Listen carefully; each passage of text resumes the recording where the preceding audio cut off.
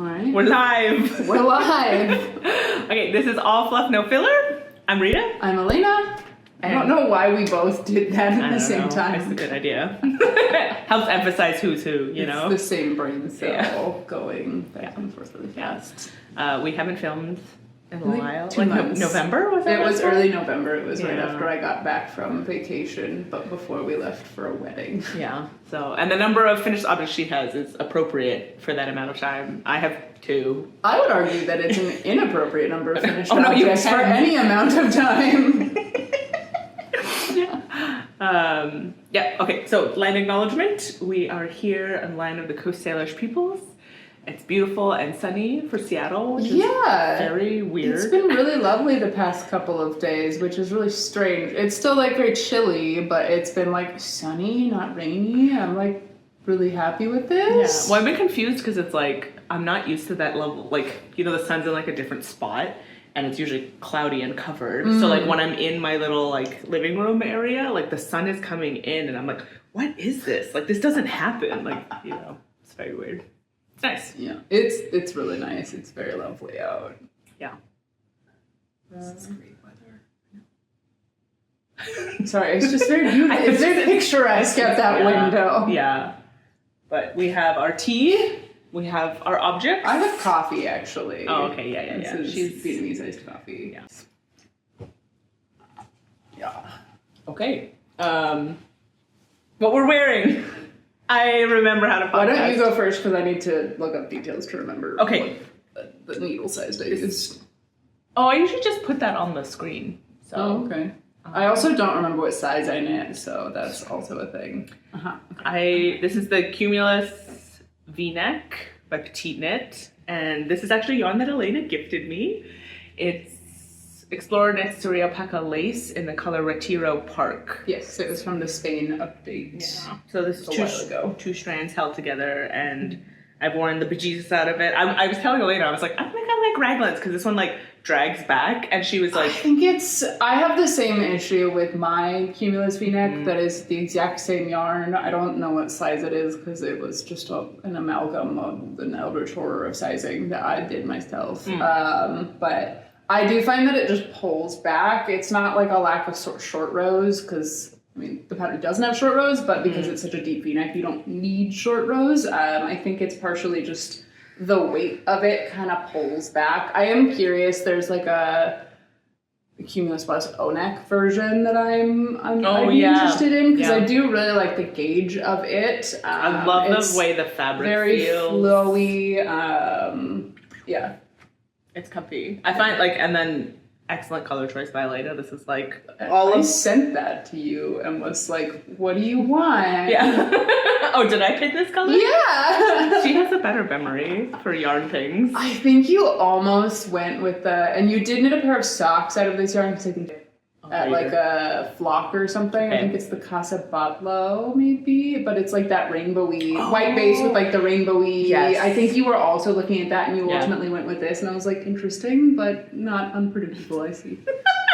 Okay, well this goes with everything. I love wearing it. It's warm and light and I would knit with this yarn again. I really like the V-neck. I wish it stayed more forward. Yeah. And it's like a little loose. I've noticed that there's some pilling in the back when I'm like wearing it with like horrifically. the backpack. Like my backpack rubs it, or like if I have like a purse or something on the side. But it's like a delicate yarn. Yeah. So I'm okay with that. Yeah. Mine has pilled quite a lot at like the sides where like my sleeves would rub against. But I don't know that I'm a little afraid to like try shaving it with like because it has because like the whole thing is just fuzz and I don't want it to go just like bald. But I noticed that it's getting like a little like flattened. Like I don't know if you can really tell. Like it's getting like kind of compressed and flat along the I-cord. Interesting.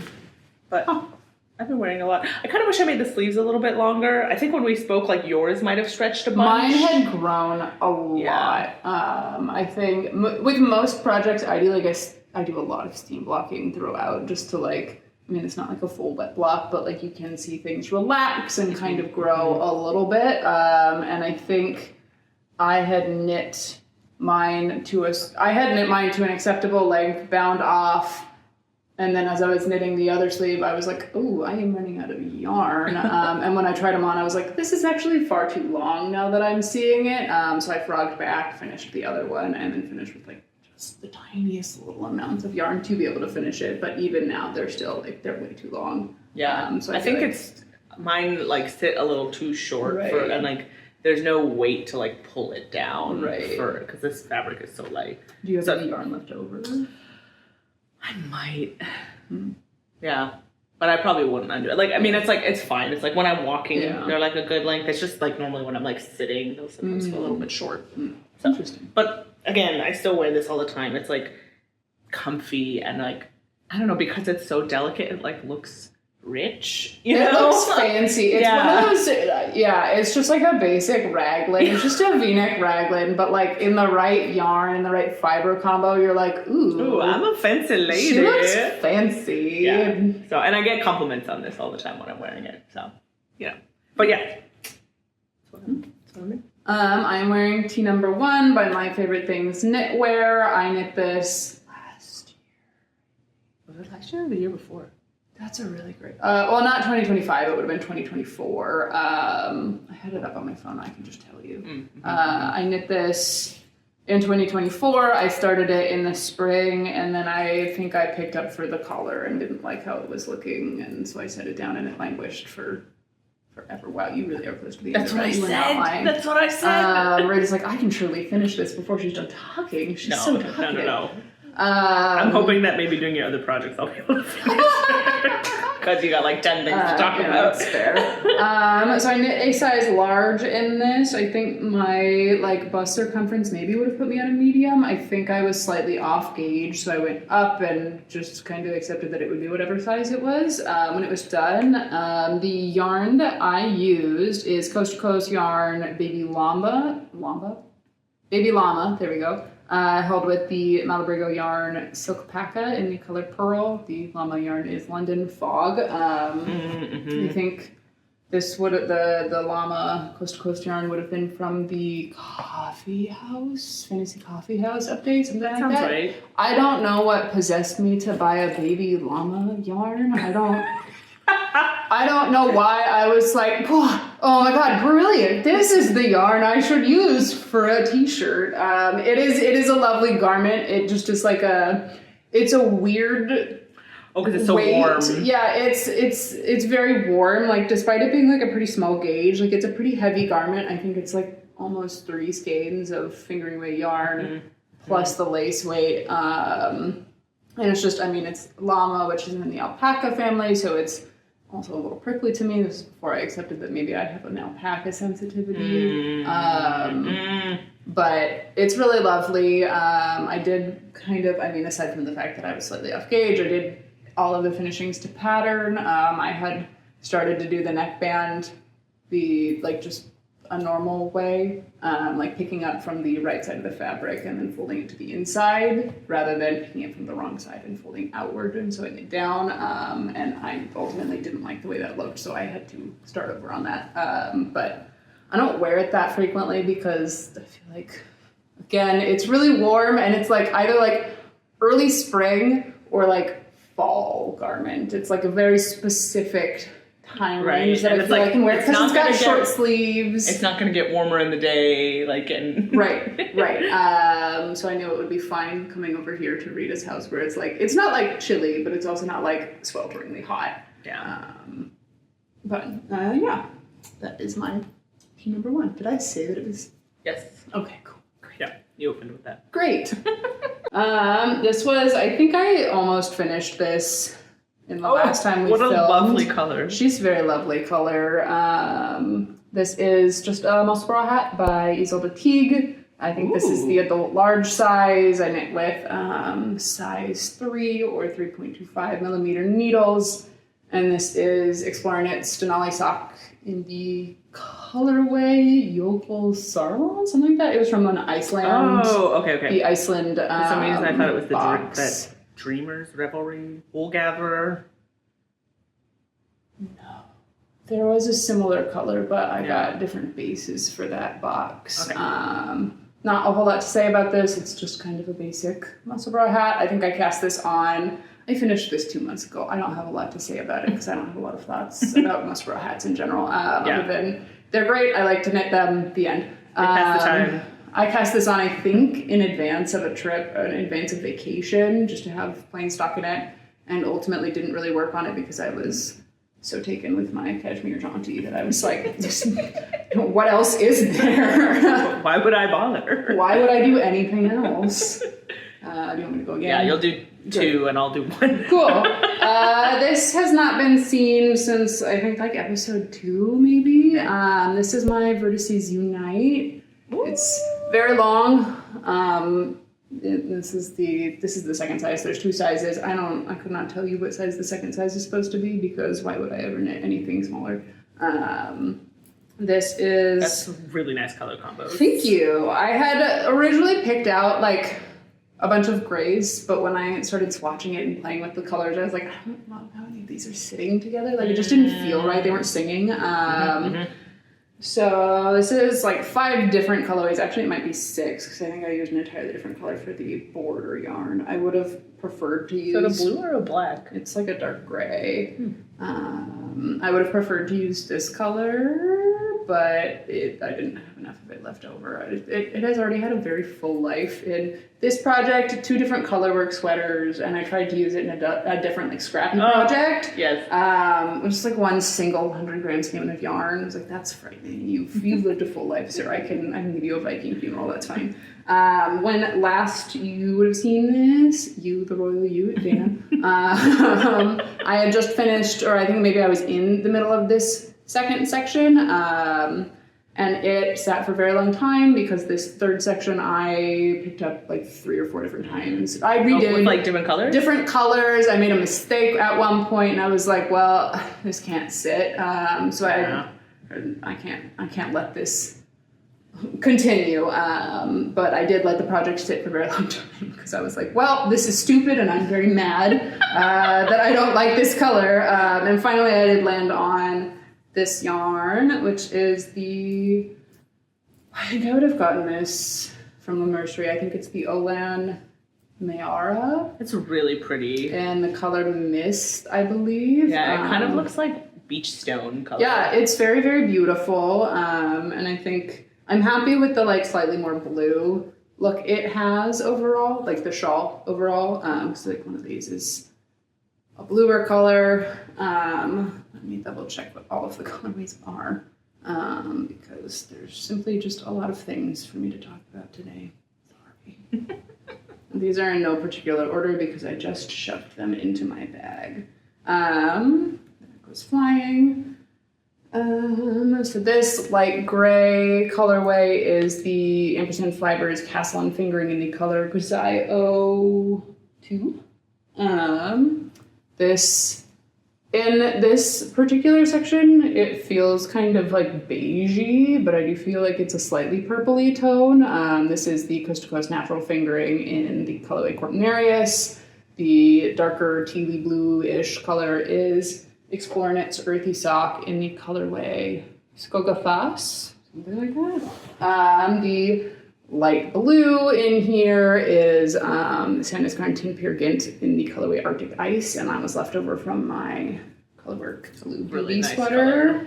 And then the border is, I don't know the colorway name. I do have a full sweater quantity of this yarn, and that's also Tin Peer Gint.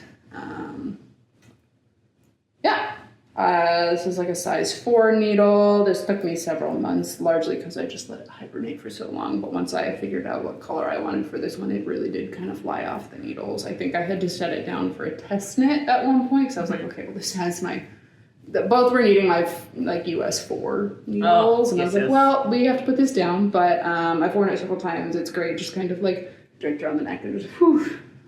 Looks kind of glamorous. And it's a really fun project. It's a really fun kind of pattern. I also knit, we can just fly through this real fast. I also knit a baby blanket, the Vertices Unite baby blanket, also by Stephen West. I don't think I said this was by Stephen West. That's fine. And our viewers have seen this from us. Yeah. This has already been delivered to the recipient, because the last time I saw her before she went on maternity leave was like right before Christmas. I'll have Rita pop up a couple of photos on the screen if I remember to send the photos, Alaina. But I use some various colors of Sandnes Garn Smart, which is my go-to, and then the Merino wool, also from Sandnes Garn. I prefer Smart for the baby blankets because I like the color range typically. I like the feel of it. I do feel like the Merino wool yarn, I do feel it's just like a little limp. Like when you're using like from Sandnes Garn? Yeah. Okay. It just feels like a little limp and lifeless. Oh, sad. I don't know how to describe it. It's also like pretty splitty. Unfortunately, I really like Sandnes Garn Smart. However, unfortunately, I did have kind of something heartbreaking happening.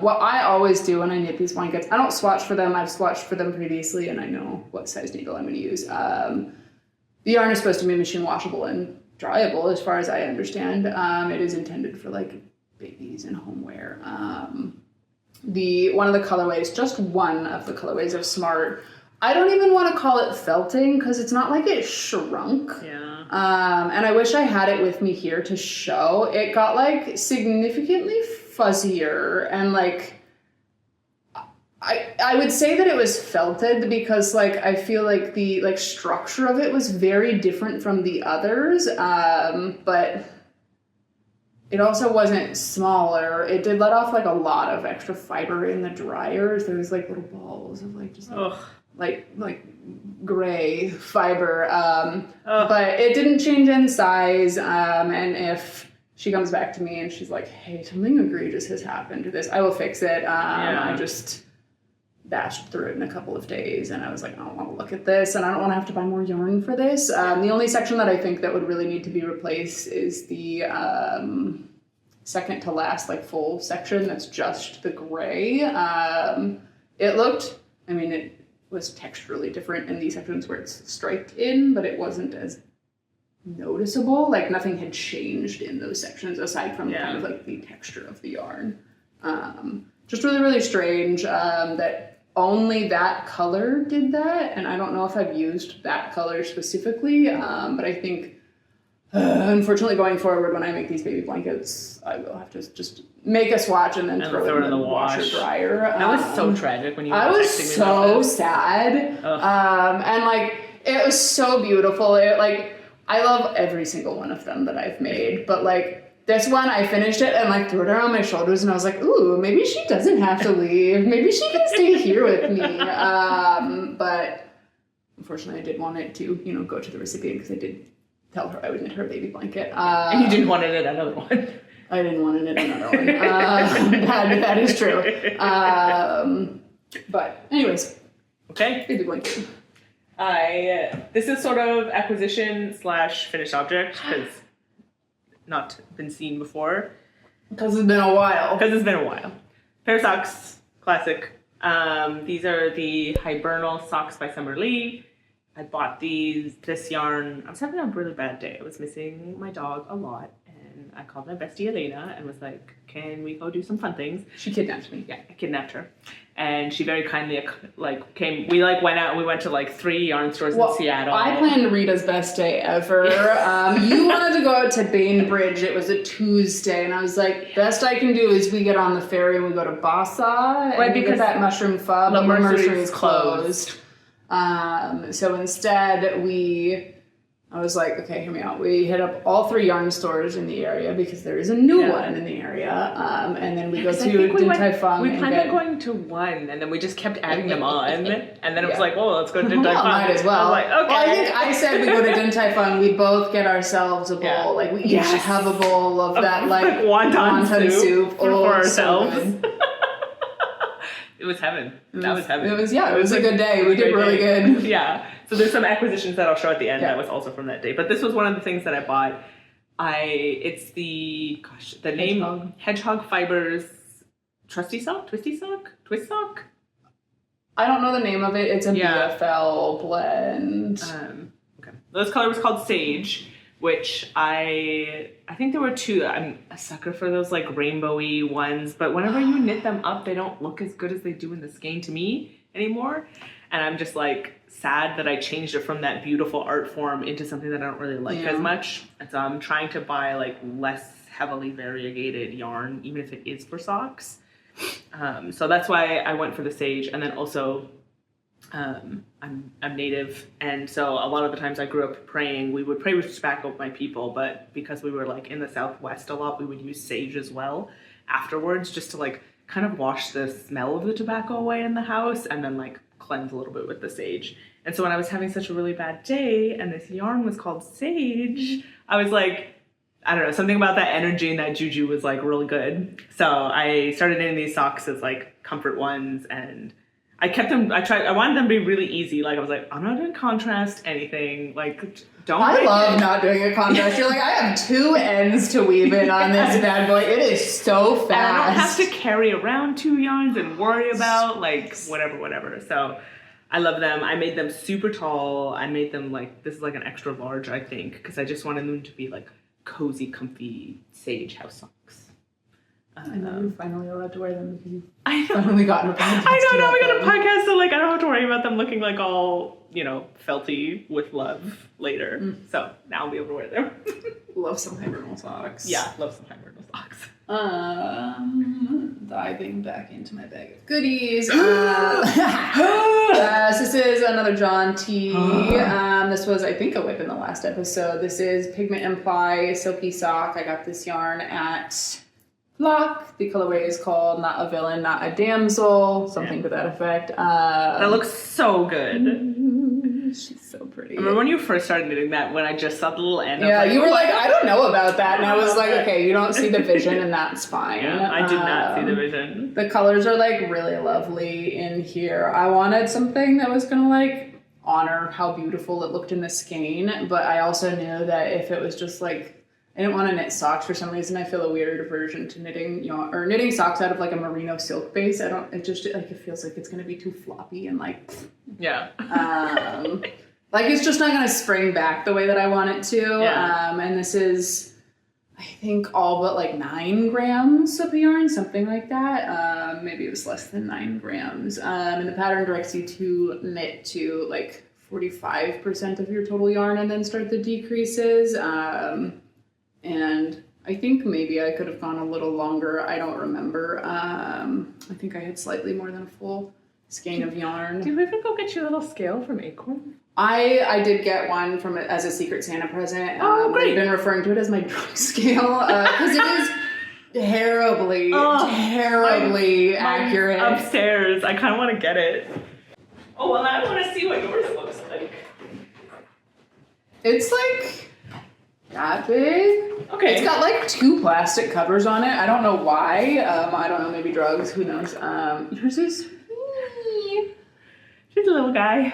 baby. Fits in my knitting bag. I do want like a little one that I can fit into a bag, but like Yeah. I have just like a kitchen scale that I did buy for the purpose of weighing things, but it is just like, it gives me full grams. It doesn't do like fractions, so I have to assume sometimes if I see it kind of flicker down and then back up, I'm like, okay, so it's rounding up, I assume? I'm imagining, what is that, Lyra with the etheliometer from that fantasy book?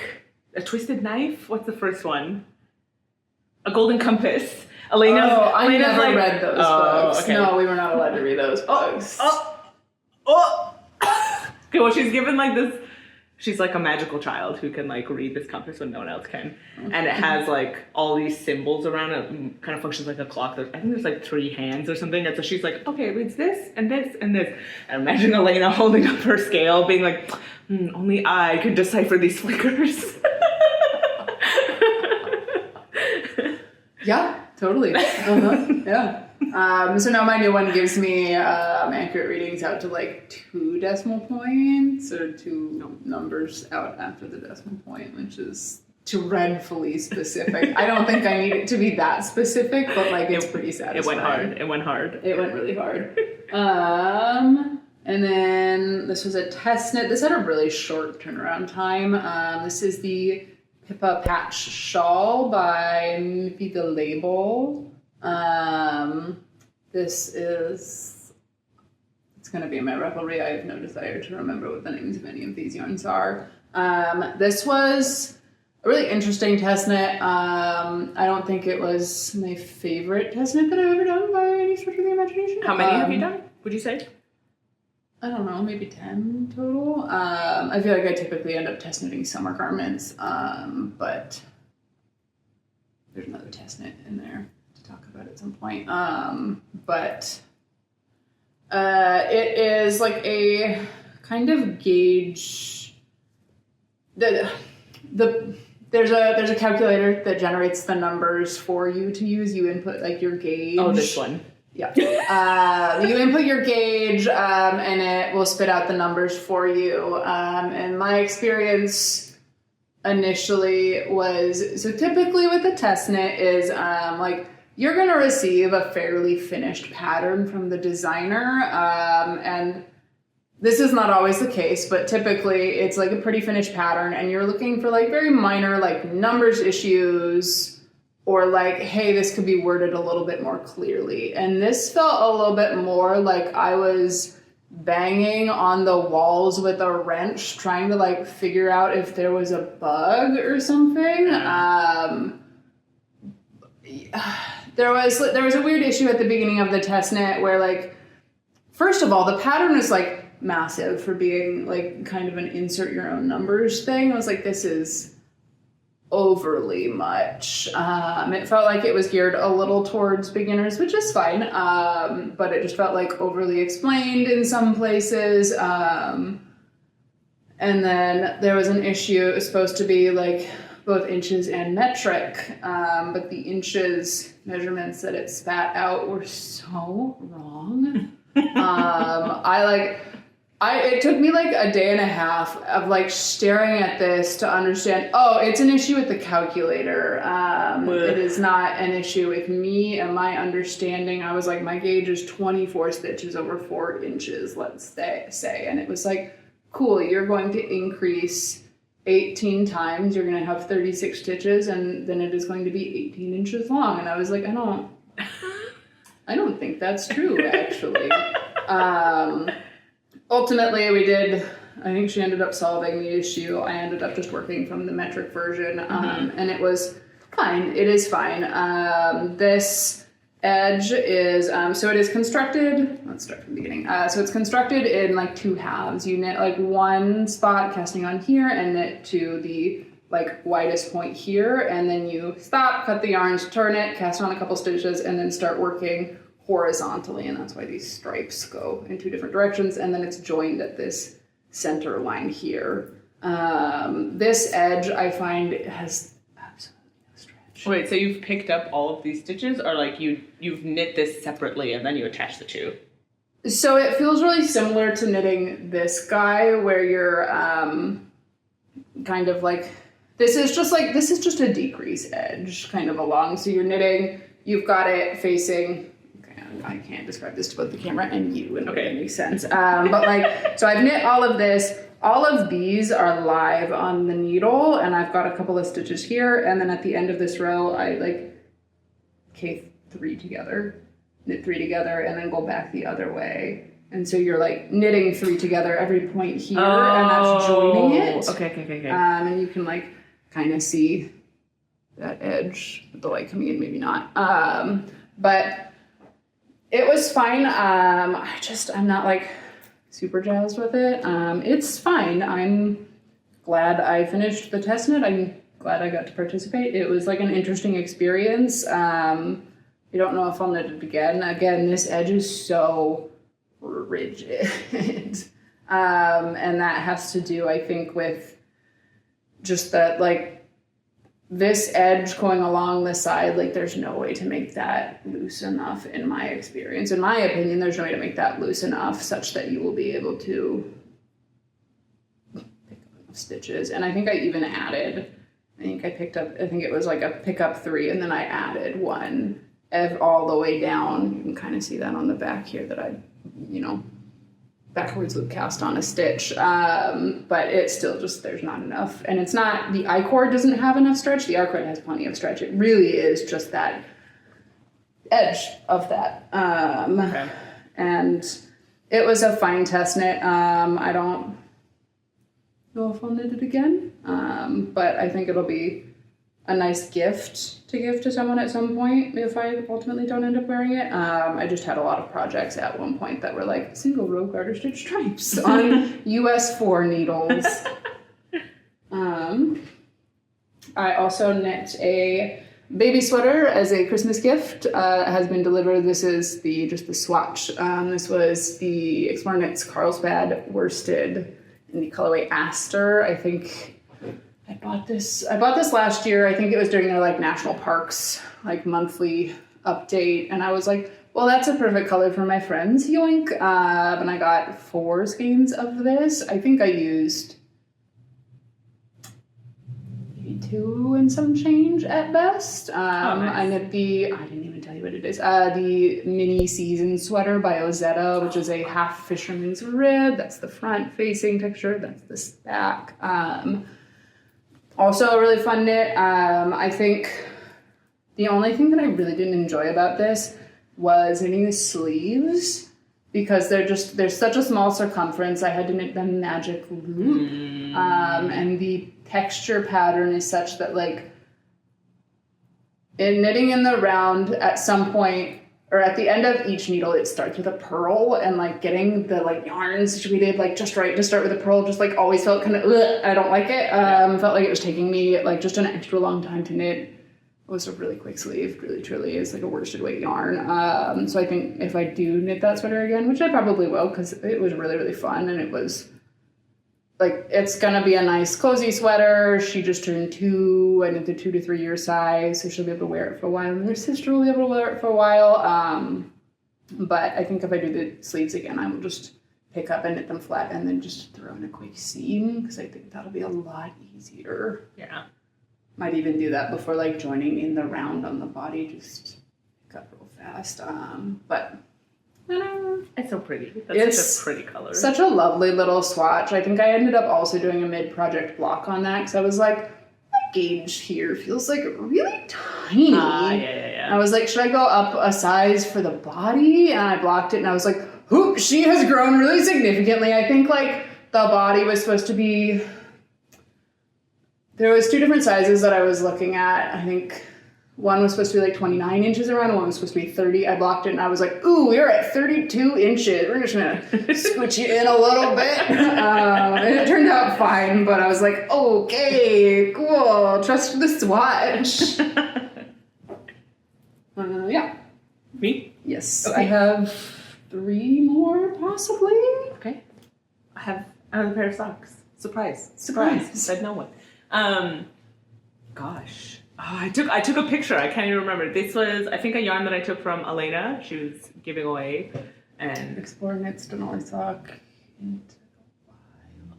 I can't remember it, because you texted me a name. And I thought it was Karma Chameleon, okay. Which is, it's not Karma Chameleon, because I made a hat with the skin of Karma Chameleon, but it's like Into the Wild or something like that. Actually, I think both of these colors were from Alaina. This was like, the toe is from, I was going to knit some boba socks, and I went and like picked over her stash to like do a gradient. I think it's Coop Knits sock, yeah. Okay. That's my best guess. Okay. Just a pair of vanilla socks, doing the little fancy cast on, get it all rounded.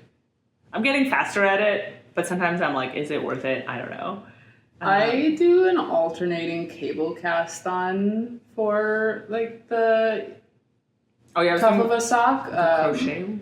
Yeah, the provisional crochet, like tubular cast on. The alternating cable cast on is like not even a long tail cast on. You don't have to like measure out the right amount of yarn for it, and it like, I find it's maybe slightly stretchier than that for me, and I'm just like really tight at casting on. But it looks functionally the same, and it's a lot faster in my opinion. Send me that link. Yeah. Give it a try. Because I've gotten used to it, and I think it looks really nice. And it's a little tight. I can obviously get them over my feet. If you do the like tubular or like double knitting setup rounds, I find that it like strangles my leg a little bit if I'm wearing it. Not that I wear my socks, but like it does feel a little tighter around my ankle versus the alternating cable cast on. I think I cast these on to have some travel socks and was knitting these over Christmas. And I think I said this last time, but yeah, again, figuring out the like perfect number of like how tall the heel should be and like how should I do my decreases, and this one's fit pretty good. I think I might have went a little overzealous. Oh. Like they're not like perfect, you know what I mean, but they fit great. If that makes sense. So we're getting there, and they're very pretty, and they got the job done. And then I think I'll talk about it in one of my things that I'm working on, my whips, but it's like I had to pull back a bunch from stupid mistakes that I made. So then at the end, I think the last day that I was at Christmas vacation, I was like, I'm gonna finish these, I swear. So just so I could like feel like I finished something over like the 2 weeks I was traveling with my family, or traveled to my family's place. Yeah. So. Actually 4, but I just don't have one of them with me. I'll have Rita throw up a picture. I knit the Espresso Scarf by Katarina Lindhagen. That is a brioche scarf that is kind of like triangular at the bottom, and then it's just knit straight for a little bit, and then decreased again. I knit it kind of off gauge, and I didn't really choose any of the sizes because I was not knitting with the yarn weight that it recommended. I just chose a needle size that felt appropriate after doing like a couple of swatches, but I used the, Big Little Yarn Co. Soft Sock in the colorway Yume, and the Nano Stitch Laboratory Nano Fuzz, which is just a mohair silk blend in the colorway Mammogram that I got at our first flock, and I ended up gifting that to someone, but it's so cute. I think I have Yume upstairs. Yeah, it's my skein of yarn. I really loved the yarn itself, but as it was knitting up, it just felt like really yellow forward, and I was like, this is not a color that's gonna look cute on me, and so I was like, I've earmarked this as a gift. And I think I had started it and knit like not even 50% of it, maybe 40% of it, so I was just knitting until I hit the end of the skein of yarn. I think I recorded how much the like increases took and left a little more than that for the decreases, knowing that I would have a little bit left over. So I just let that sit for several months. And when I picked it back up, I was like, okay, well, this whip is not going to survive to see the weekend, and finished it in 2 days. I have Sabrina Carpenter stuck in my head now. Huh? Didn't she say something about espresso? Oh, espresso. Okay. Yes. I was like, I don't know what you're referencing. I do. Okay. And I ended up gifting that. I think sometimes I have to be in like the right like vibe for different stitches. Like I think this past year I had like a lingering whip that came from 2024 into 2025 that was color work, and I just like had started it and wasn't like really vibing with it. It took me like a really long time to knit like half of the body, and then I finished I think a BB sweater, or like the body of a BB sweater, and was in the mood for color work and just like blasted through the rest of it. So I think I just have to be in the like right mood for different things, because I remember working on that scarf, I think we were watching a Twilight movie upstairs and just being like, really boring. I don't want to be doing this. Yeah, basically. But my next finished object, which I haven't told you about, I have been so silent about this, and it is folded a little funny because I've had it sitting on the kitchen counter. This is the Redmond hoodie by Hannah Masijuska. So hi. Amazing. This is a top-down raglan pattern. I don't typically knit a lot of raglans, just I don't really love how they fit all the time on me, but I really like the way that this one fits. It is a fingering weight sweater. I think it's like a 25 stitch gauge. I used Pigment Ply the Alchemy and gathered like a coven around a sorceress's table or something. I think it was from the Tortured Poets Department update that she did maybe at the end of 2024, something like that. Yeah. She's very pretty. Good looking. She's got some like really nice, very nice, some really nice like ribbed details that That is like a 3x1 ribbing. I would have not been able to resist wearing that today. I would have walked in wearing that. I wanted your honest reaction. Your commitment to the surprise is... I finished this before the end of the year, and I have been committed to not mentioning it. I actually was really on the fence about adding photos to my Ravelry because I was like, I don't know if Rita's gonna navigate over there and look. I'm not I don't know, Snoopy. Oh, I'm dreadfully Snoopy, I guess. This was a really fun knit. I cast this on, I think, right after our last podcast where I said I didn't have, like, great sweater mojo. Immediately was like, perfect, a fingering weight sweater. Yeah, let me knit the thing that's going to take me 100 years, and also it has a hood. So the yarn base is and I don't know the percentages, but it's a BFL Suri Alpaca cashmere base. She's really lovely. She's really lovely. It is a hand-dyed yarn. I did alternate skeins. I think, to toot my own horn a little bit, I think I did a really good job alternating skeins in, but I think it just takes like a little bit of forethought and planning. There's really beautiful shaping in here. The hood is like separated into like 4 or 5 parts with like a lot of German short rows. Whoa. Most of them are like little teeny tiny spots. So like there's a little bit of short rows here, and then there's like some increases, and then there's like plain knitting, and then there's more decreases, and then there's a little bit more short row shaping. But like it's just like everything feels like very like well thought out, very elegant, very intelligent, and it's a really beautiful garment. I had cast this on to take with me for like we were flying to Columbus, Ohio for a wedding. I did buy yarn there and I forgot to bring that. That's so fun.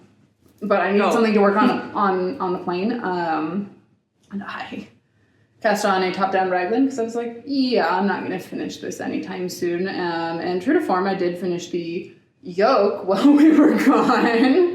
I think I had started it a couple days before the flight because I wanted to be like fully through the short rows before flying. I was like, I want to be just increasing and mindless about this. And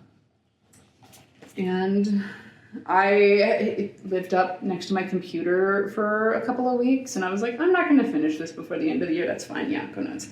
I was like, I'm not going to finish this before the end of the year. And then I think I was at a point in all of my projects where I was just like, I don't want to work on anything. So I picked up for the hood and finished that in a couple of days. And I was like, well, I might as well knit the sleeves.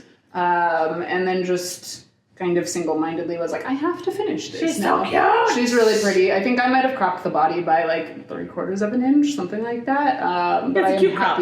Yeah, I'm happy with the way that it looks. I would knit this again. Damn, yeah? Okay, because I was like, I want this, but this looks like so much work. I would knit it again. I would knit it without a collar as well. Like, it's just a really beautiful piece. Okay. I'm really happy with how it turned out. Okay, well, I'm going to need to see this on you after.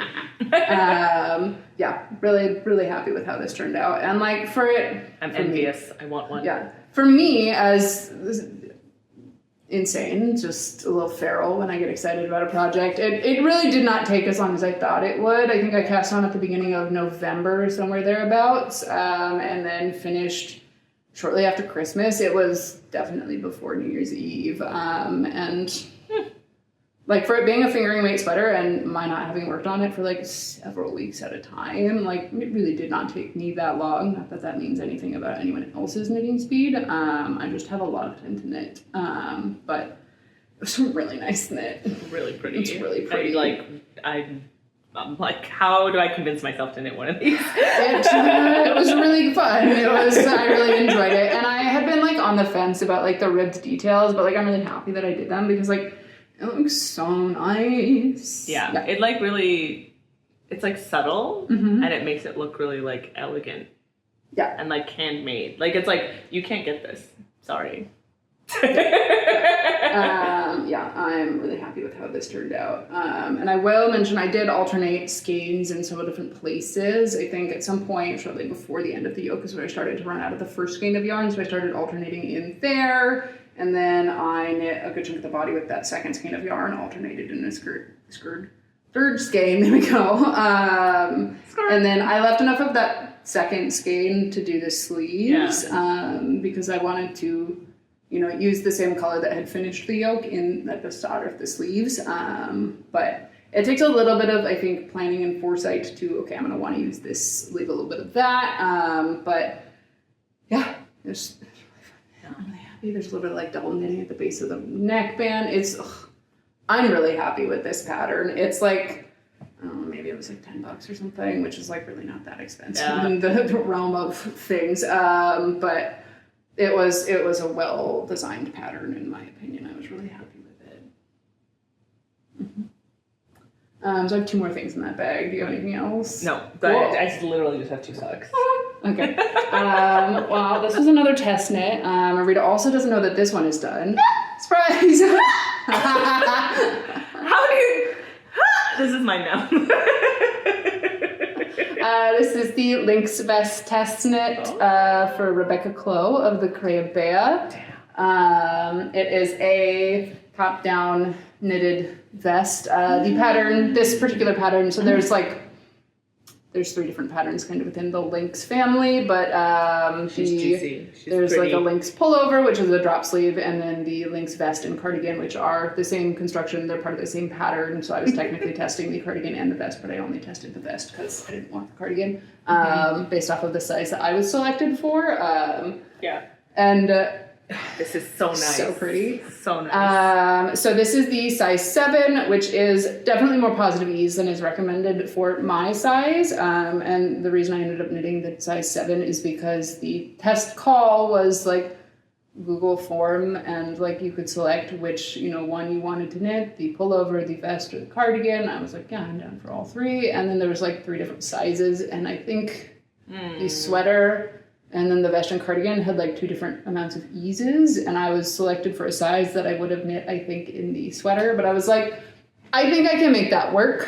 And she said we were welcome to change if we wanted to, but I was like, I'm actually feeling like kind of good about that. So this is the size 7. I think this might fit you with ease as intended, but I like the fit. It's a little oversized. This is Sandnes Garn, Tin Peer Gint in, I think this is like burgundy or Bordeaux.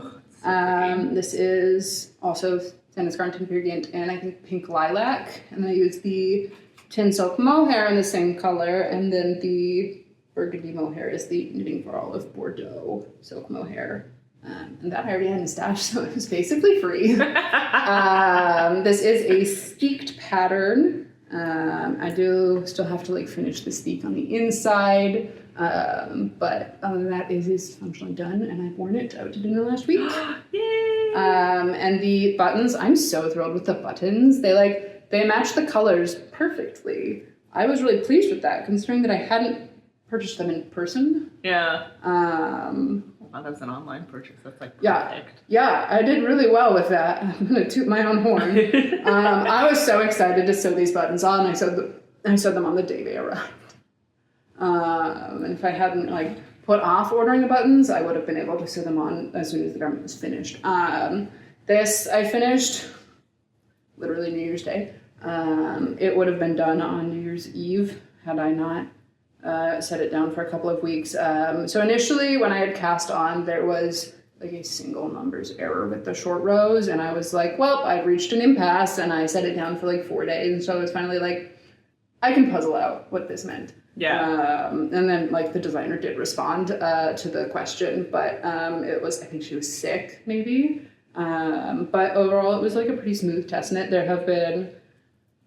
was no issues with the like cast-ons increase, whatever, for the like crew neck size. The V-neck version of the vest cardigan has had, I think, a little more like questions and back and forth with the designer. So mine was like pretty streamlined and easy.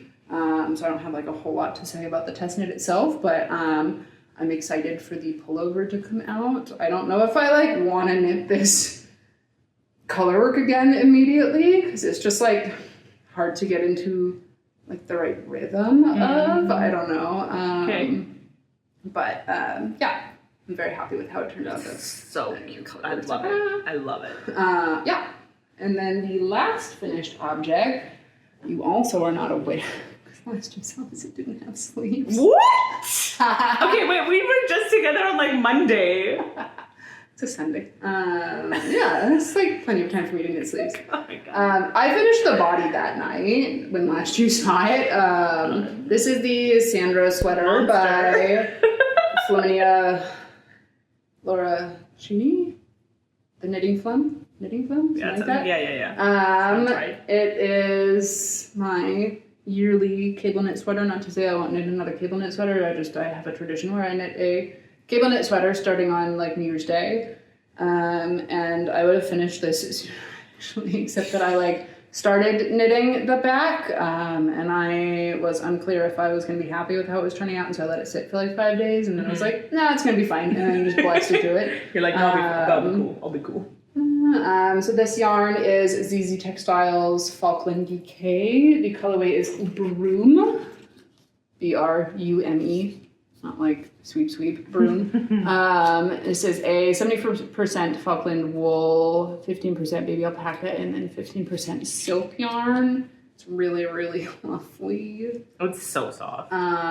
This is like such a like delicate color. Yeah, it came off the blocking mats this morning, which is why I was really glad you did not text me about filming yesterday. Because I was like, oh, this has to be done. I was like, I think I can finish this before we film the next podcast. Yeah. I was like, I don't know when it's going to be, but I think I can finish this. I think I finished Thursday evening and had to start in the blocking water that night because I was like, we need those 12 hours. I need those 12 hours. It's because like it's so cold and wet in Seattle that like things don't dry. Yeah.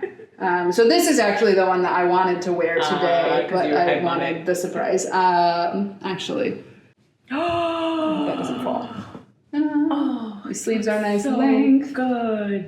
This is the size 4, which I think is a 48-inch chest circumference. I think I could have knit the 3rd, but I'm really happy with how this turned out. I think the only thing I have to say about the pattern is that I didn't totally love how it was written. I think the finished object turned out great, and I just had a lot of anxiety about it as I was knitting the yoke, because you have to make sure that you end on the same part on either side, on both the front and the back, and the length that it gave me versus the length that it gave you in the back, it was like, there's no way to end in the same spot. But for some reason, my row gauge was inexplicably much deeper on the front when I was knitting it than it was on the back, which is strange because I finished the back the day before I started the front. So it turned out fine. I was just very anxious for most of it. But I am really happy with how it turned out. It's very soft. Very soft. And the color nice. I was really concerned was going to be just like too baby blue, and it was going to feel really like preppy. And like it does still feel preppy just by nature of it being kind of the style of cable sweater. But it's not like a bright saturated. Right. It's like a periwinkle. I think the color on mine is described as like a desaturated periwinkle.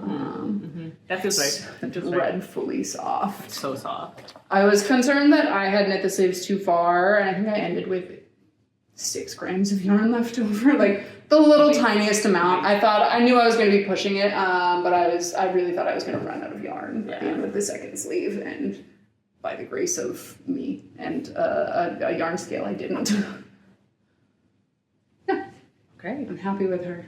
I love her. Thank you. This is what I would have worn walking in the front door, but I wanted the full reaction. I mean, I've just been astounded.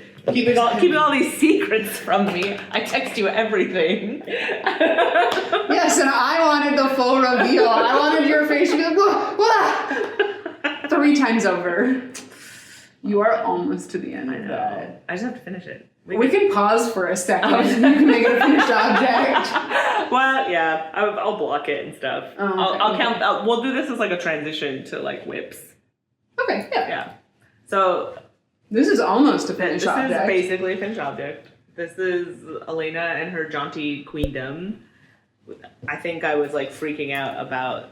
It's like a maroon or something. Yeah, it's like a brownish red color. And just the softness of the yarn. I was like, I need this. So this was again a new acquisition purchase when we were out, and I was all like, it was on the Wizard Sadness trip day that turned into an amazing day. And and so it's just like so soft. It's so squishy. And I'm very excited. We have this many stitches on to finish it. Oh, there they go. So we're gonna get there, and then I'm gonna block it. I smashed my toenail real good. Oh, okay. Ouch. I'm excited for it to grow maybe a little bit more, be a little bit cozy, but knitting it with the tinned. Woolfolk tinned. Woolfolk tinned. This is how much we have left. You have plenty left over. I know. That's what I was saying. I was like, I Right. thought this was another one that Alaina said it earlier that she tells you to leave like 45%. Yeah, or do 45. Finish, yeah. And then so I left 5 grams, and it's like I don't know. I feel like there's a lot here, but also, you know, to get all the way down and like run out would have sucked. So Right. I'll just have a bit extra. Yeah. I think like every time that I've knit it, I have a little bit of yarn left over, and that's fine because like I think every single time I'm like, this is not enough to get another increase repeat through here. Yeah, especially because like if you're thinking about it, it would be at the widest point that you need to Right. add another 8 rows. Yeah. So I don't know. I'm so excited to wear it. It's so soft. It's been it's been really fun to knit. It's not like, I don't know if it was like the dark yarn or something. It wasn't quite as like mindless as I was hoping. Like I definitely needed to make sure I had light. Right. And I messed up a bunch. Just Just winked your needles out at one point. Yeah, no, well, and then I kept like sometimes doing what was on the right side on the wrong side, and so I couldn't figure out how to fix it because of the stitch pattern, and so I had to pull it back I think at least 3 times to like a point that like, because it's such a nice pattern that it's really easy for my eyes to spot like where like, okay, you purled on this side or knit on this side and it just looks wrong. So I pulled back and fixed it.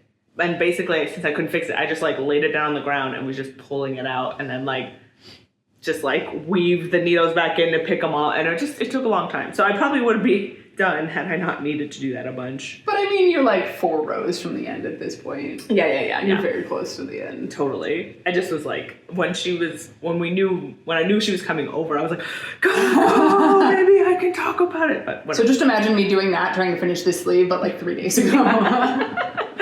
So this will be woven and blocked, and I'll show it again next time, and probably not have too much to say about it. Well, definitely not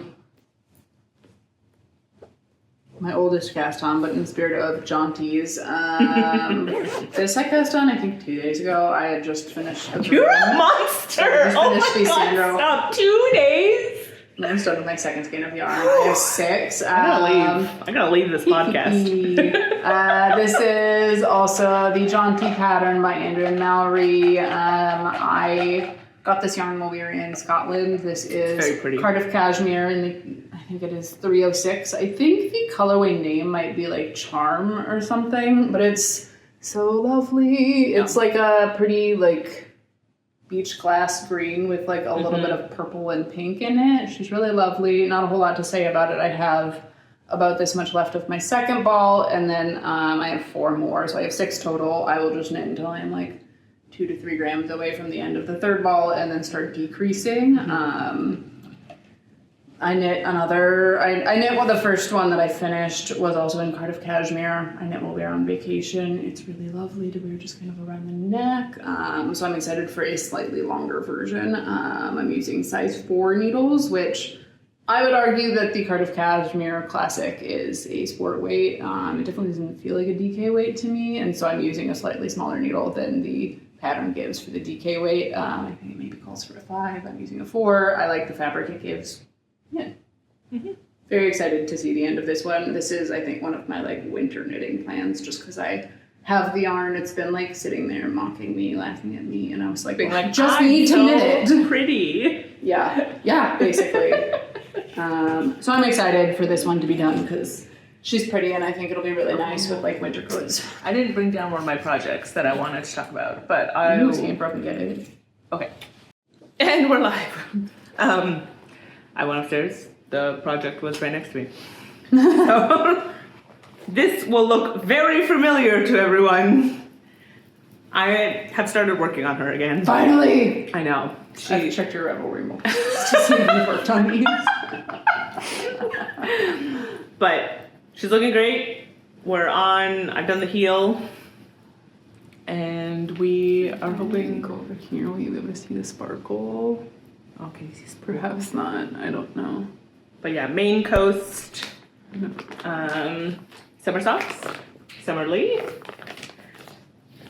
I think this one has just been like hard to get into. Who knows if that's gonna work? I don't know if it's like the Stellina or something. It's like not as stretchy, and so when I'm trying to put it on, because I'm working with zeros, because that's how I knit my socks.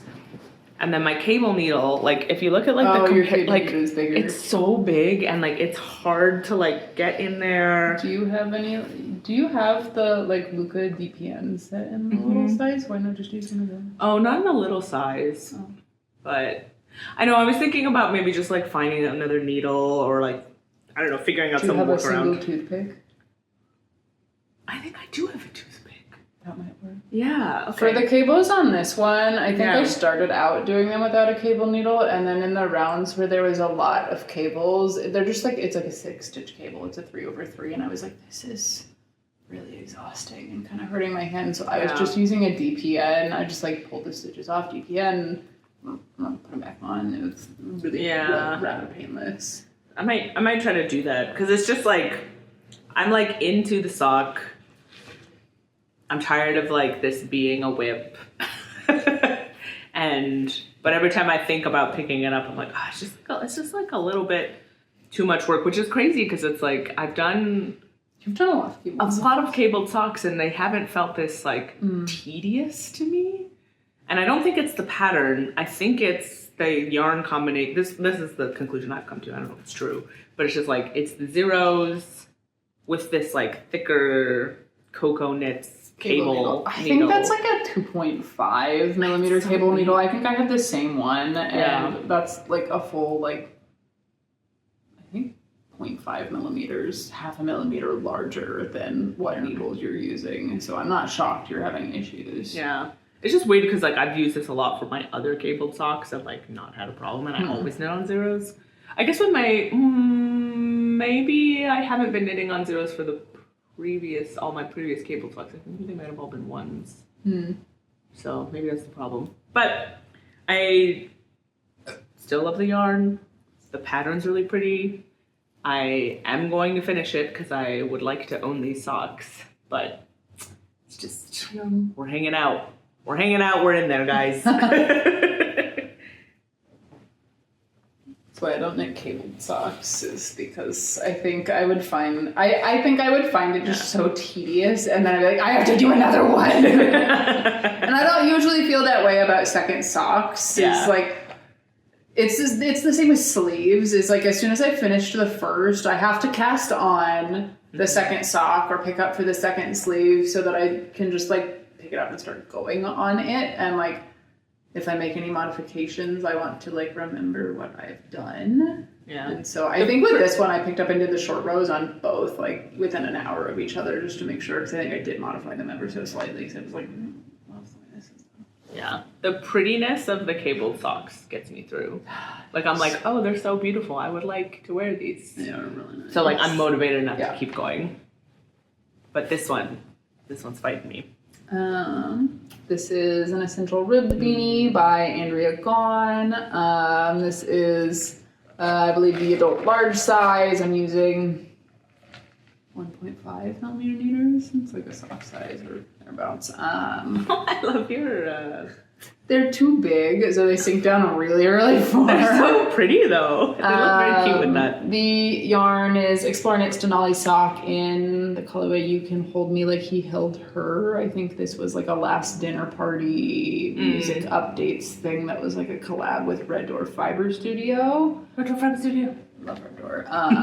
The yarn is like so lovely. It's like a burgundy, and then it's got, I think, some pops of like I don't know if it's like a dark red, deep magenta. Yeah. And then it's got like little purple flecks. It's really pretty. I have been wearing the nonsense out of my, the one that I knit for myself while we were on vacation. Also in Explore Knit's Denali sock in the colorway Freshwater Mussels. I've just been wearing the nonsense out of it. God, this like fall winter season. We were looking for that color for me at Flock, and like it didn't.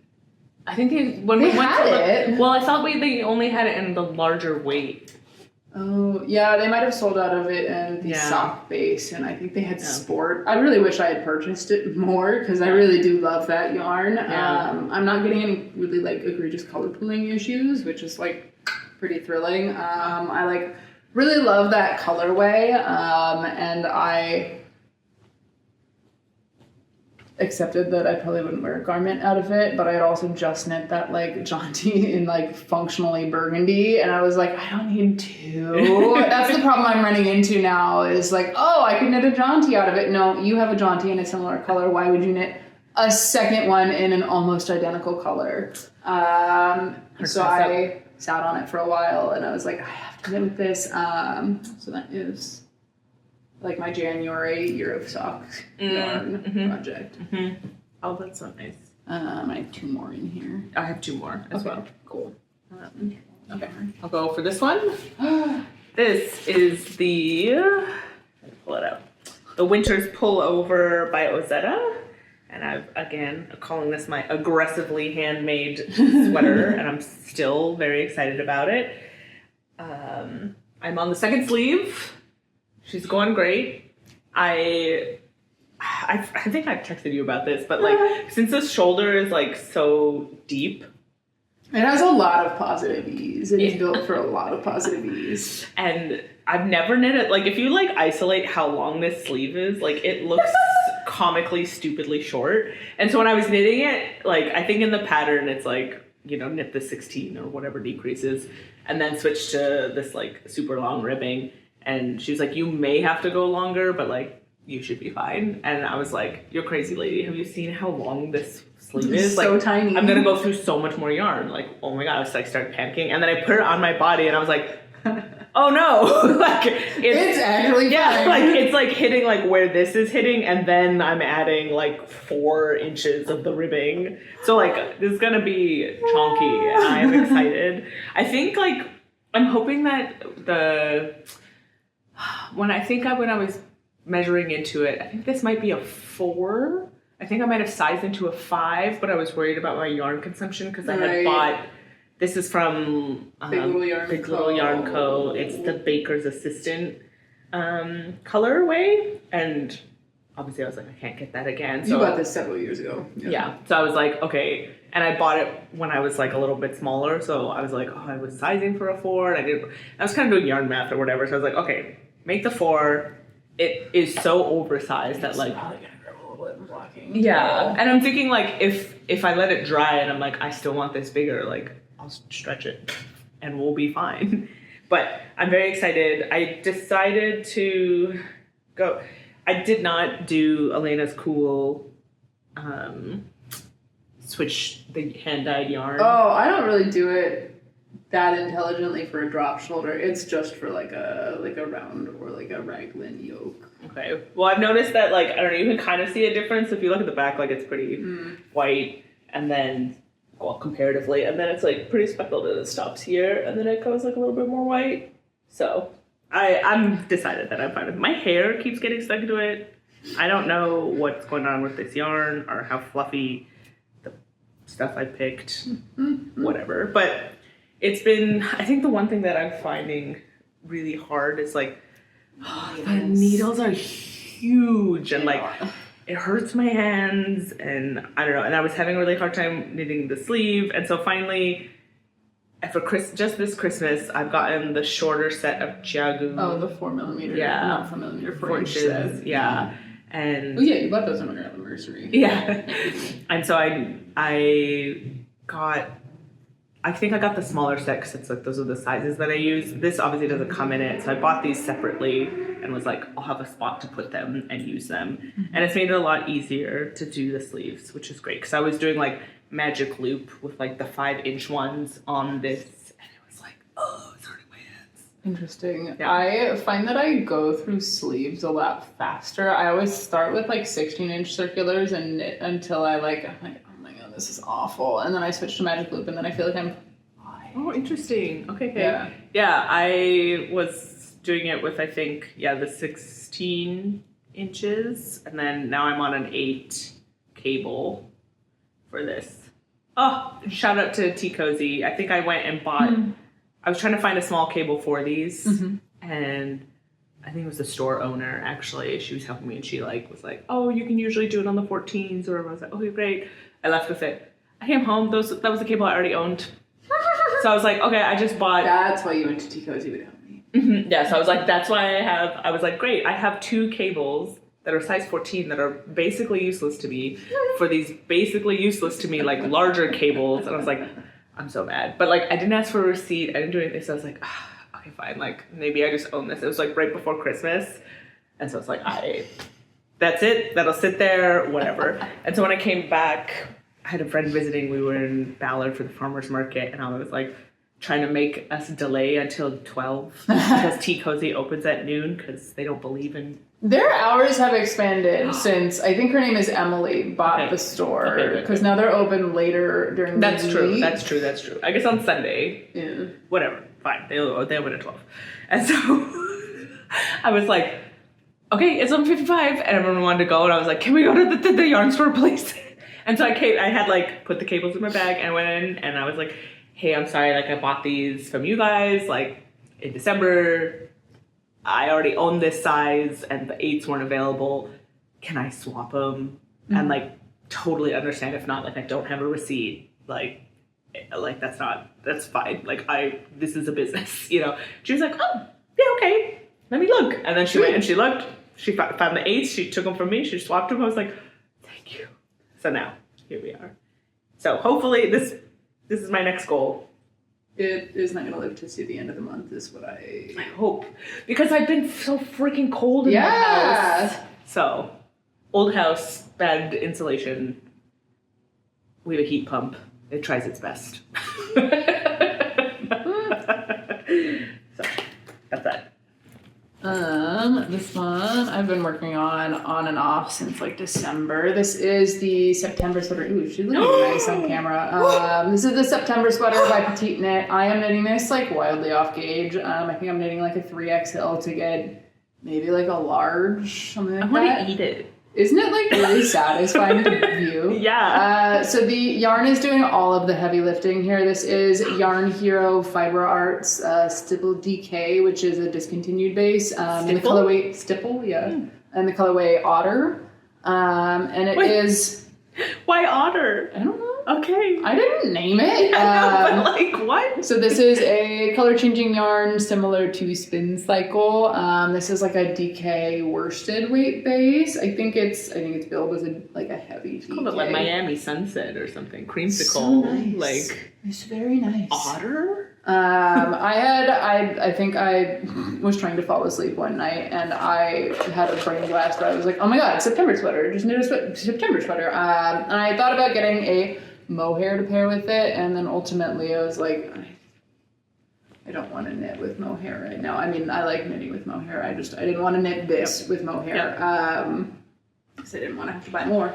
And I'm really happy with how it's coming together. I was having a lot of anxiety about the point where the front and back connect and it looking really disjointed, just as this was all going to be one, the back was all going to be basically one ball of yarn, and then the front was going to use up basically a ball of yarn, and then it was going to look whatever really disjointed where it joined. And by the grace of knitting gods, it matches up really nicely at that change. And I was like, I did absolutely nothing there, but it worked. And so what I've been doing at the end of each ball of yarn, I didn't bring the new ball, is just identify, the very tail end of the color. And it's a barber pole, there's 2 different plies in there that are 2 different colors. And then just finding, I think I have 4 more skeins of this, just a yarn that starts with where it kind of ends visually, and then it keep going. I was sitting on this the other night, and my husband was like, oh my god, how are you doing that pattern? And I was like, it's all the yarn, bud. It's doing all the heavy lifting here for me. And he was like, but how is it doing that pattern? And I was like, it is the yarn. I don't understand. I'm knitting the stitch pattern. Yeah. But the rest of it is that's just what the yarn is doing. It's doing its own thing. It's great. I only have one skein that had this brighter blue streak, and I was like, I would rather that be like front and center than like anywhere else randomly. And like the sleeves are not gonna match, and that's gonna be fine. Yeah. I don't even know how much I'm gonna wear this, because it's gonna be loud. It's gonna be aggressively handmade, but like I also just think the yarn is really pretty, and like I bought this like a year and a half ago. I was trying to like think of things that like I would wear this in, and I was like, everything I'm thinking of is like, well, if it was a little more toned down, I think I was gonna knit the Lakes pullover. Yeah. I was gonna knit the Lakes pullover, but like I wasn't hitting gauge without like an added mohair, and I didn't want to like add mohair. But it's just gonna be what it is. It's pretty aggressively handmade. I've come to terms with the fact that like the stripes in the yoke up here are like much larger than the stripes down here. I've come to terms with that. I think I've had a couple of moments where I was like, oh my god, it's horrible. But like, I'm happy with how it's coming together. I'm trying to be very zen about it. Yeah. I'm just like, you wear that shopping? Like, yeah. It's just like loud. It's just louder than what I typically wear. She said, having knit some very loud colorwork sweaters in the last year. And having another one in the bag right there. I see that like colorwork's different from like the yarn just doing that. Right. Colorwork being loud feels more like planned. Yeah. Yeah. Whereas like the yarn just kind of being aggressive is like, ooh, that's handmade. Yeah. Which is not a bad thing. It's just not really what I gravitate towards, like when choosing what to wear. Yeah. Which is also why I don't really buy like heavily variegated yarn for garments anymore. That's a lesson we've had to learn. Yeah. It's a tough one because those skeins are so They're pretty. so and like the story behind them and the inspiration. Yeah. Like, I just want to engage with this art. Yeah. Speaking of not variegated. This is the Vert Matcha Jumper by Ines Oliveira.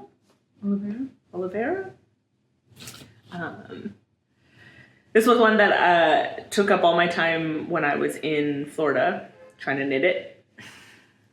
It's so pretty. I'm like really excited for this color. We bought this. So chocolatey. I know, it's so chocolatey. It's so good. I really just wanted to start.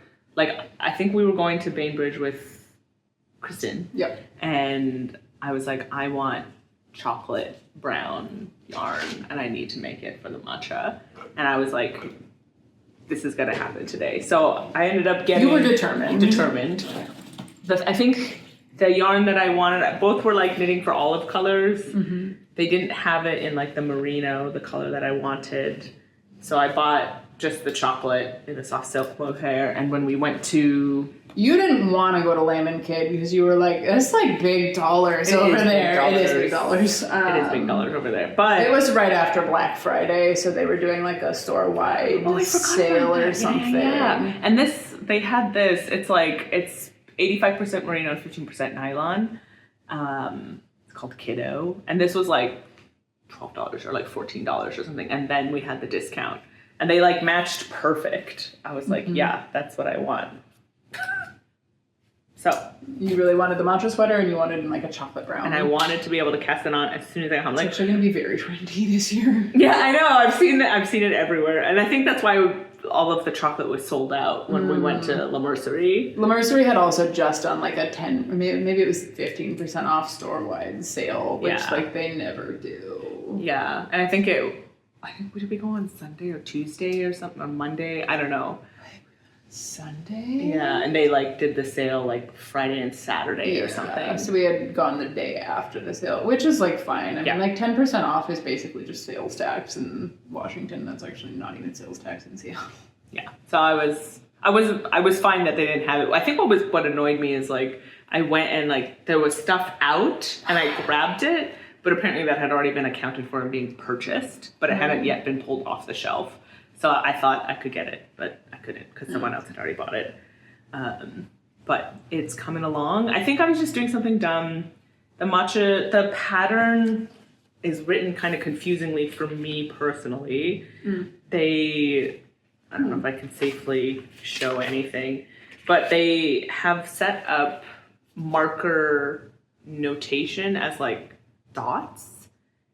It's just like a big black circle in it. I care for that. Yeah, and like as I'm going, it's not like by rows, it's like the pattern notation is until you get to like your marker, and it just doesn't work with how my brain works. And I think the one thing that I messed up a ton, it was work 4 rounds as follows, and then it says like 4 different notations for a type of round, and I thought that meant work for each of the following 4, but it just meant do 4 rounds. And I feel like for some reason that wasn't clear to me. And so I knit dot notation. That's really upsetting for my brain. Instead of 4 rounds, I knit like what's 4 times 4? Like 16. I knit 16 rounds, and then I moved on, and then I was like trying to do the sleeve shaping, and I was counting when I got to the end of doing work with the following round sets, like, and then I was like, what is this math? I don't understand. And then I did it again, and I'm working in this dark yarn. It was chaotic. We are back on track. Perfect. The numbers are correct. I figured out what was going wrong. I was not as upset as I thought I was going to be, because I was more like, oh my God, thank God I figured it out. I figured it out. So I am very excited. This is all I want to be knitting on. However, my projects that have been sitting for a long time, I'm like trying to prioritize them, because I was trying to be really good for a bit on like 2 to 3 projects. Yeah. But like with a bunch of travel and everything, it's like you want to start something new because you don't want to travel with something that's nearly finished with a lot of yarn. And I don't know. Yeah. So the start of a raglan is a great travel project. The rest of a sweater is not a great travel project. Yeah. When it's like, here, do you want to travel with this? You know, and you're like, well, this is gonna. And then I was going to Florida for Christmas, so it's not even like wear it as soon as it's done. So, I mean, maybe if the AC is really strong. just go sit in the AC room or something. This is my last project.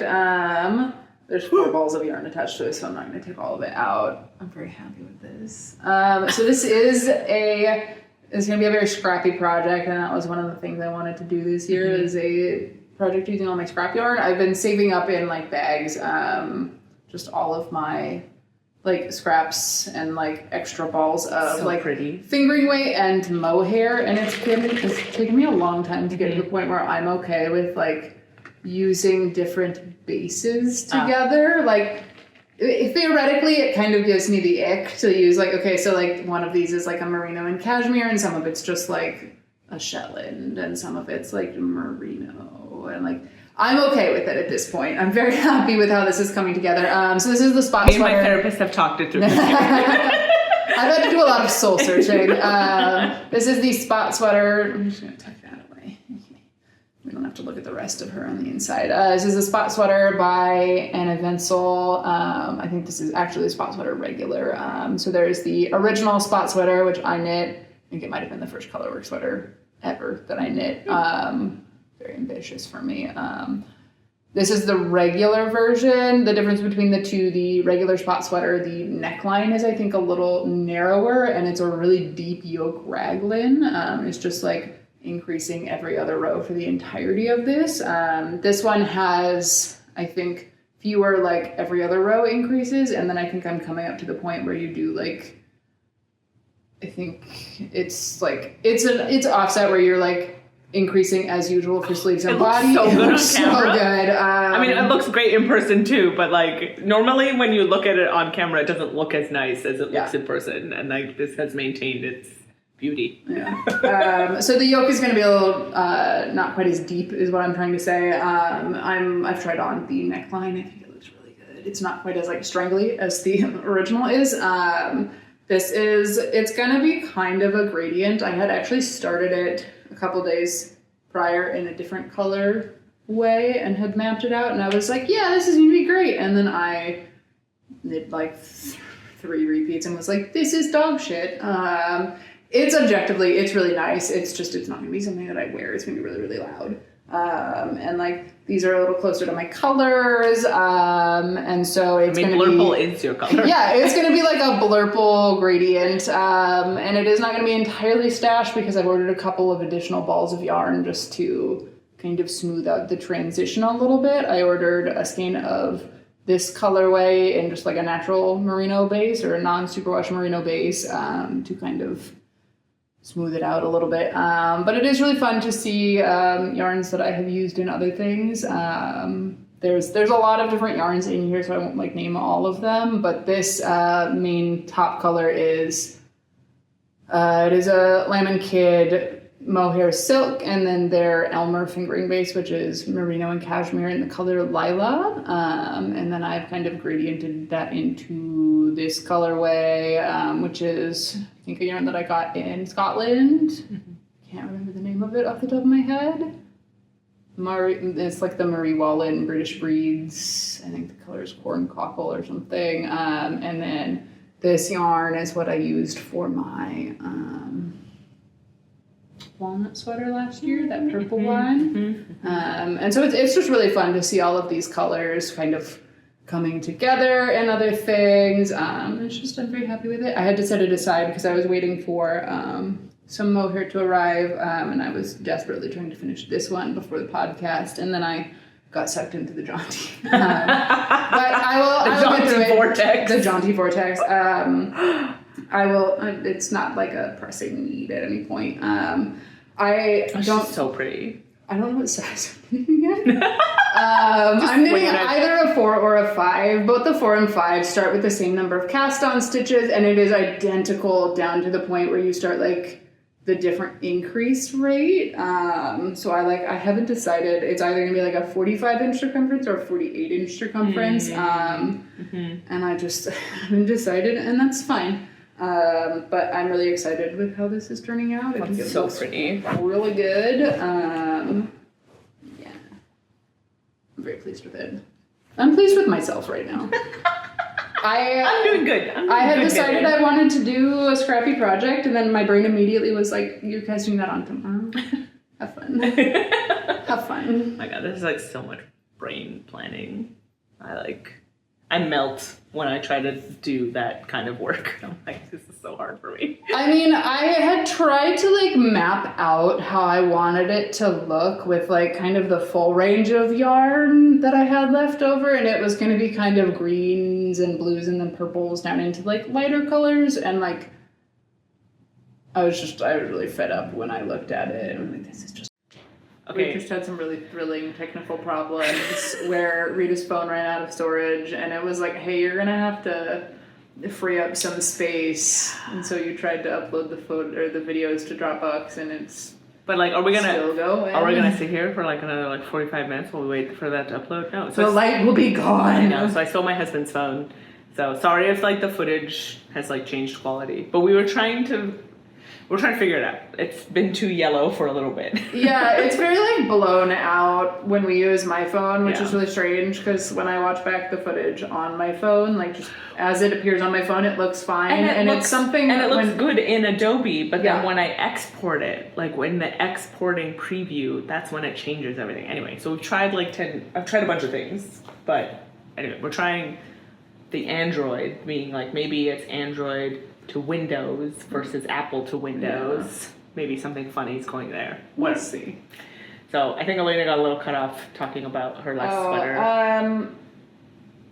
I streamlined the color palette from the original. I think I'm going to be happier with the like blurple gradient. I think originally I told myself I didn't like the gradient. I didn't want a gradient, and in looking at all of the projects that I've faved on Ravelry that are like in this like scrappy colorway idea, they're all...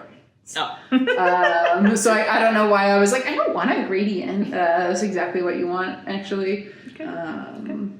Yeah, I let the photos speak for themselves. That sounds reasonable. Okay, so I think that's all of our whips. And again, the phone was like, ooh, right at the very end. Sorry. But got a couple of acquisitions. I think we're going to talk 2026 plans. Yeah. So I'll quickly go through the acquisitions. You saw the 2 yarns that I bought since most recent. Mm-hmm. Again, on the the missing wizard day. There's no yarn bag. There's dogs, and then this has the little German Shepherd right in the center. We've spent so long in Acorn Street trying to decide which of those yarn bags you wanted to buy. Well, because like the little German Shepherd was placed in different spots, and it was like you were like, okay, well when it's like scrunched up, does that make a difference? And there was like a white version, but we landed on this one that caught my eye at first. It has the little German Shepherd in the center. And on that day, actually, when we went to Tea Cozy, I ended up buying. You've already seen this yarn because I bought like a single skein of it. I bought 4 more skeins of it, and I. Come on, please! I want it to be so beautiful. This is Biche Bouche Le Petit Lambswool in the color green pink turquoise. It's very pretty. It's very dynamic. It reminds me actually a lot of, and I'm in the middle of a round. Sorry. Of this color, albeit a little lighter and brighter. But I got a matching mohair to go with it, and I think I'm gonna do a scrappy Paul Clay sweater that maybe will be like Monet Water Lilies colors, because I think that's what the colorway just feels very like watercolory and really it's very beautiful. So I want to do some kind of scrappy colorwork yoke that has like similar colors in it. That's my plan with that. I love that. And then knitting related, but not knitting project related. Tea Cozy started carrying these like the knitting PT bags. Andrea Lou, did I say your last name? But it comes with like a bunch of like stuff to like strengthen your hands, some like putty, and then it included 2 like little like theraballs to like stretch out in your hands and then your arms and stuff. So I think I bought you a set for Christmas. And then I also went and bought Katie a set. Cute. Yeah. I was showing my brother that at Christmas. Oh, wait, I think I gave it to Bridget. Yes. She's a knitter now. Because she's a knitter now. I was showing my brother the putty at Christmas, and I was showing him like there's a harder one and there's a softer one. I was showing him the softer one, and he's like, no, this is pretty easy. I'll do the harder one. And then immediately was like, I love that. It was really funny. But like, I don't know. They've been great. And like when I want to keep like knitting, it's nice to just like take a break and like stretch if my hand is hurting. This actually just arrived a couple of days ago, which is exciting to be able to talk about an actually like new acquisition. These are also just for my spot sweater. These are Knitting for Olive soft silk mohair. This is the no waste wool from Knitting for Olive. This is the colorway cream. It's reading like a little yellow in here, like a little buttery, but I do think that it's just like ivory. This is Snowflake, and then this is Unicorn Purple, and these are also just to help smooth out the gradient, because I think I was kind of lacking in lighter colors. I have a lot of the more saturated colors on like both bases, but I was lacking here. And I think I will go through most of these, because I have a couple colors that this is going to help smooth out the transition. Yeah. Okay, I think those were all my acquisitions. I'm sure I have others at home. I just did not bring them. Yeah, I mean, I'm sure I had like other stuff, but it's been 2 months. Yeah, it's been a while. Then we're going to talk about plans for 2026. So a lot of people do like a make 9 for their like year of making. I don't do a make 9.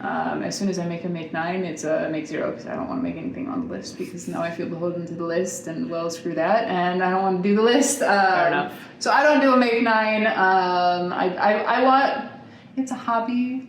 I want to feel like the ability. I'm not like making things to like fill a hole in my closet, really. I'm making things because I like making things, and I want to be able to like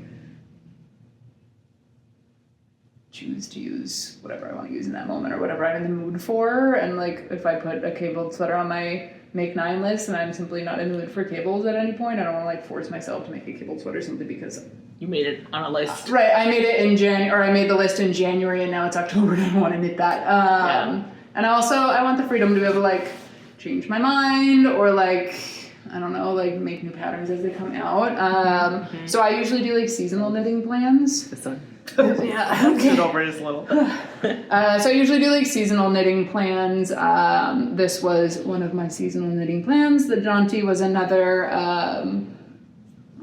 what else did I put on there? The spot sweater, and then I would like to knit the Colvin DK by Julie Hoover, which is a seamed pattern. So you knit like a front piece, you knit a back piece, you knit 2 sleeves, and you seam them all together. I feel that's gonna be very satisfying. And I have Tin Peer Gint and Knitting for Olive soft silk mohair, there we go, and just like a dark gray that I think is going to be like a super wearable piece. It's like a drop shoulder, like super oversized. Like I think it'll be like either 52 or 54 inches around. I don't knit a lot of like fully seamed pieces, but I think this will be really fun.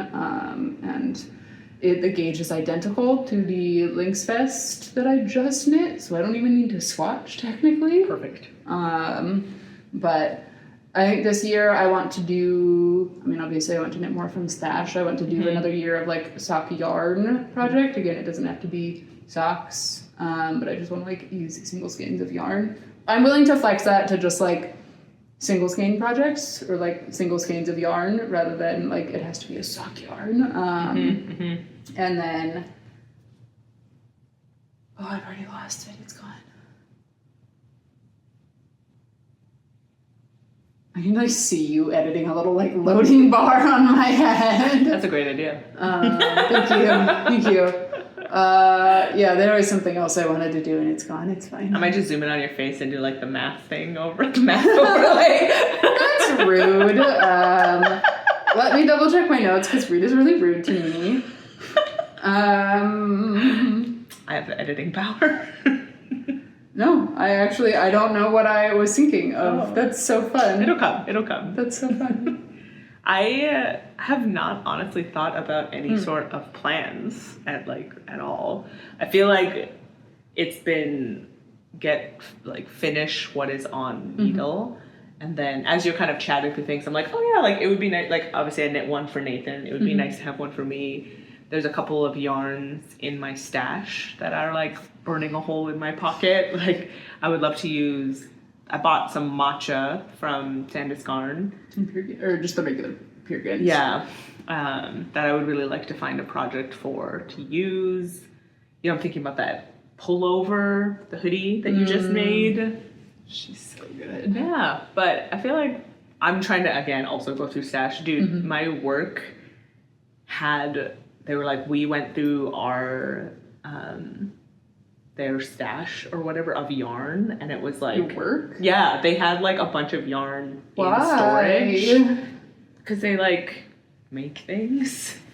Okay. And they were like, we just have a ton of it, like, come grab it. And I was like, I'm not going there. I'm like, I'm actually not. I do not need more yarn. Like, and like Katie bought a bunch, like Leah got a bunch, and like all the other people I know who knit, like whenever I was walking around desks, you could just see like bags and bags, and I was like, I can't add more yarn to my stash. That will then be my problem. And I think finally I cracked this week and was like, went downstairs to go look. I was all gone. Oh, good. Which was great. Yeah. Which was great because like I cracked, and there was a girl who sits by it who knits, and she's like, oh yeah, girl, that's gone. And I was like, thank God. But then we ended up talking for a long time, which was really nice. But yeah, I haven't really thought about plans. No. But again, use stash. I would like to sew more. I have some pants cut out upstairs that I want to do. I was inspired when I went to like this trendy boutique looking through all of their things. And I was like, oh, this pair of pants I really like. Oh, they're $240. They're like simple drawstring, like pants that are made of like nice material and like have a good cut. But I was like, not $240. Yeah, it's hard to like justify the cost for like, all garments are handmade to some degree, but like when you can make it yourself, it's hard to justify the cost. They're basically like a pajama pant where like there were some really cool cuts that it's like, okay, for these jeans, yes, like $300. Like I'm not making jeans. Right, yeah, like I know the hardware that's going into that, like I know the way that was cut, like that uses a lot more fabric, like all of that makes sense. But for some like resort wear looking like pajama pants of a nice fabric that were like $238, I was like, no.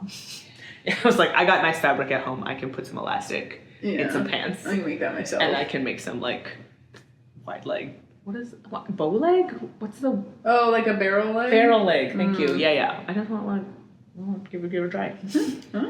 So that's roughly where I am with plans. I remembered what my thing was. I'm not picking out specific projects necessarily, but I'm picking out like stash yarn that I have that like I would like to work with that. So like that Tin Pure Gant sweater quantity. I have like a matching quantity of like it's Filcona Arvetta. Arvetta and I think it was Andres too long. I love him. He's barely intelligible most of the time. And then a Ching Fibers like cashmere fluff. Yes. I have these beautiful yarns, and in my brain it's so special, and I have to wait for like the perfect thing. But like it's also just like it's been there for several years, and I would like to use it. I have like a quantity of yarn that I'd like to use for like something for my mother-in-law because it's like the perfect green for her, and she loves alpaca. So like a lot of that. I'd like to like de-stash more yarn, and I think the perfect opportunity has arisen because my boss is opening up like a what is it? The craft reuse store up on like 85th. She's opening up the Seattle Recreative. She's opening up a like a craft thrift store kind of thing. And for the first like couple of months as they're like trying to get in materials, they've offered to like do pickups. Okay. Nice. From people in the area. Oh I should have just kept all my fabric for her. And I was like, I have some yarn for you, sweetie. And so I'm trying to decide, like the little donation thing at Tea Cozy is just so tiny. Like, it's hard to like... But it's schmobbed. Katie went to go drop things off, and she said 3 people were like circling her. And like funny. Someone came up and was like talking to her, and Katie was like, "Oh, someone wants to be my friend." Da, da, da. And it's like, no, that girl was just waiting for you to get out of the way and put your yarn in. And she realized later, she was like, "Oh my god, she was just waiting for me to so move." Funny. That's so funny.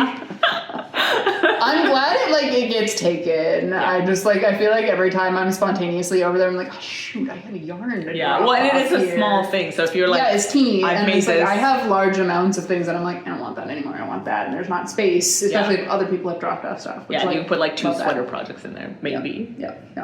I think I'm working on like getting through like the variegated skeins of like single sock yarn that like I don't want this anymore, and it's just really beautiful. That's what I did. I got rid of all the ones that I'm like, these are not pretty and these are not worth my time. There are some that it's so beautiful, so it feels really precious, but whatever I've knit with it or like could conceivably knit, my brain is like, that's not the right project.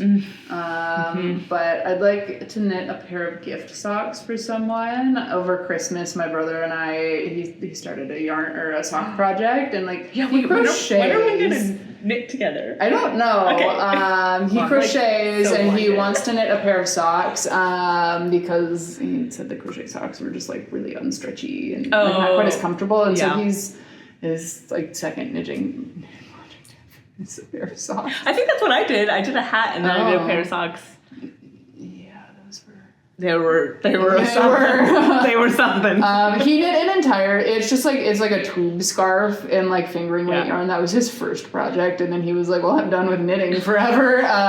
So I'm hoping that he sticks with socks. But I'm excited. I have a skein of yarn that every time he comes over, he's like, this is really nice. It's the Explorer Knits fire colorway. Oh, and so I was finally I know who this is for. Yeah. But I just I need to know what his sock numbers are before I can start knitting a sock. But we'll see. I'm excited. I'm excited to knit a pair of socks for someone who will actually use them. I've knit a pair for my husband, and he has worn them once, and I think he feels he's worried about ruining them, but they're so far out of my brain that I don't care what happens to them. Just wear them. Yeah. It's to some degree that's how I feel about gift knits. Is once I'm done with it, that's how you should feel about gifts. Period. It's it belongs to that person. I knit a beautiful shawl for my husband's grandmother a couple of years ago. I've never seen her wear it, and what happened to this thing? It was beautiful. It was, I feel my pinnacle as a knitter. I don't want to say that I peaked 4 years ago, but at this point, I don't care if it's destroyed. Like, it would be fine if it was, it would be fine if it wasn't. Like, I just want to know that it's getting loved. I'd rather, you know, if you've ruined it on accident trying to wash it, like, okay, well, unfortunate, but like, no, it's just a sign that you wore it enough that it needed to be washed or something. Yeah. I just try not to take it personally, you know. It's a gift knit. It's not an obligation to use it, wear it, whatever. Yeah. But I also don't like gift knitting for people that much. Yeah. I will gift knit for the babies, but that's because they're so cute. So cute. Yeah. I think the plans. Oh, I did want to ask a question at the end. We, I think, are still in discussion of if we should do everything we made in 2025, because like we've watched the twins who knit and they put it into 2 parts, but like Alaina knits so much that it's like if we wanted to walk through that would be like a long episode. We're approaching like 70 finished objects at that point. Yeah. Like I have, I think, per Ravelry about 42. I don't have all of those with me, but like that's 42 finished objects. That's like me bringing 3 suitcases of items. Like this is. I mean, I would come pick you up. This is just like today's finished objects. This bag is whips, but like. That's a lot of finished objects for me to bring over. Well, it's a long video. I mean, it's a really long video. To really long video to edit. So I don't know if you're like really hyped on it or it's your favorite content or whatever. Like, let us know. If you really want to hear me talk for 2.5 hours about things that I've knit, and Rita occasionally being like, "And here's the thing that I knit," and here's some socks. That's going to be the pacing. Is Alaina knits 18 sweaters. Yeah. But I mean, that could be fun for people to see. I don't know, but yeah, I guess comment, let us know. Yeah. Message me. I don't know. But yeah, that's it. Yeah. Bye.